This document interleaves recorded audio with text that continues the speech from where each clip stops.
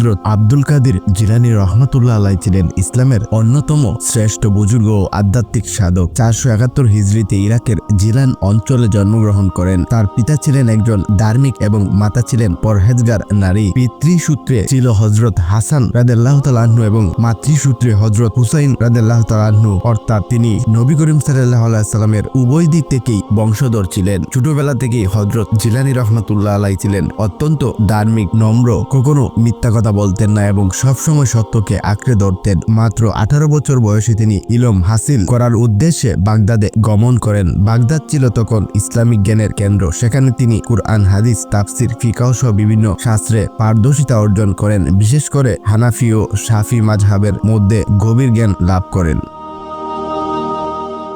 শিক্ষা শেষ করে হযরত জিলানী রহমাতুল্লাহ আলাইহি নির্জনে সাধনায় মগ্ন হন। তিনি 25 বছর ধরে বাগদাদের উপকণ্ঠে নির্জনে রিজিক ও নামাজের কষ্ট সহিষ্ণু জীবনযাপন করেন। সেই সময় তিনি দিনে কেবল একবার আহার করতেন এবং রাতভর ইবাদতে লিপ্ত থাকতেন। একসময় তিনি এমন এক পর্যায়ে পৌঁছেছেন যেখানে দুনিয়ার কোনো লোভ লালসা তাকে প্রভাবিত করতে পারত না। তিনি শুধু আল্লাহর সন্তুষ্টি অর্জনের জন্য জীবনের প্রতিটি মুহূর্ত উৎসর্গ করেন। হযরত আব্দুল কাদের জিলানী রহমাতুল্লাহ আলাইহির জীবনী ছিল অলৌকিক ঘটনায় ভরপুর। বলা হয় একবার এক ডাকাত দল তার কাফেলাকে আক্রমণ করে। তাদের মধ্যে একজন জিজ্ঞাসা করল, তোমার কাছে কিছু আছে? তিনি নির্ভয়ে বললেন, আমার জামার নিচে কিছু স্বর্ণ মুদ্রা আছে। ডাকাতরা বিস্মিত হয়ে তাকে তাদের সর্দারের কাছে নিয়ে যায়। সর্দার অবাক হয়ে জিজ্ঞেস করে, তুমি আমাদের ডাকাত দলকে সত্য কথা বললে কেন? তিনি জবাব দেন, আমি আমার মাকে কথা দিয়েছিলাম কখনো মিথ্যা বলবো না। সেই প্রতিশ্রুতি রক্ষা করতে আমি সত্য বলেছি। তার এই উত্তরের কারণে সর্দার সহ পুরো ডাকাত দল তওবা করে সৎ পথে ফিরে আসে।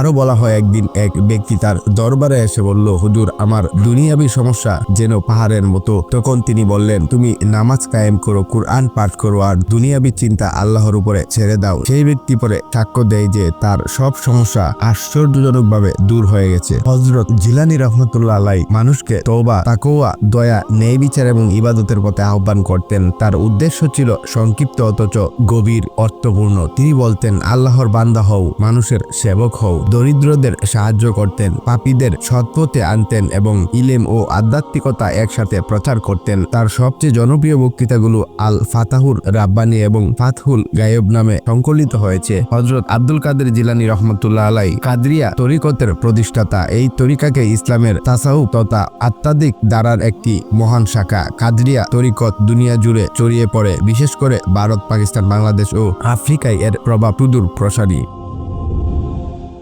হযরত জিলানী রহমাতুল্লাহ আলাইহি 561 হিজরিতে ইন্তেকাল করেন। তার ওফাতের পর প্রভাব পৃথিবীব্যাপী রয়ে গেছে। বাগদাদে তার মাজার আজও ভক্ত অনুরাগীদের তীর্থস্থান। মুসলিম বিশ্ব তাকে গাউসুল আজম বা সকল গাউসের শ্রেষ্ঠ উপাধিতে সম্মানিত করেন। হযরত আব্দুল কাদের জিলানী একজন সাধক, আলেম, শিক্ষাগুরু এবং অলৌকিক ক্ষমতা সম্পন্ন মহান ব্যক্তি ছিলেন। তিনি আমাদের শিক্ষা দেন সত্য, ধৈর্য, পরিশ্রম, আত্মনিয়ন্ত্রণ এবং আল্লাহর প্রতি সম্পূর্ণ ভরসাই মানব জীবনের প্রকৃত সফলতা। আজকের যুগে তার জীবন আমাদের জন্য এক উজ্জ্বল দৃষ্টান্ত, যে পথ অনুসরণ করলে দুনিয়া ও আখিরাত উভয় সফল করা সম্ভব।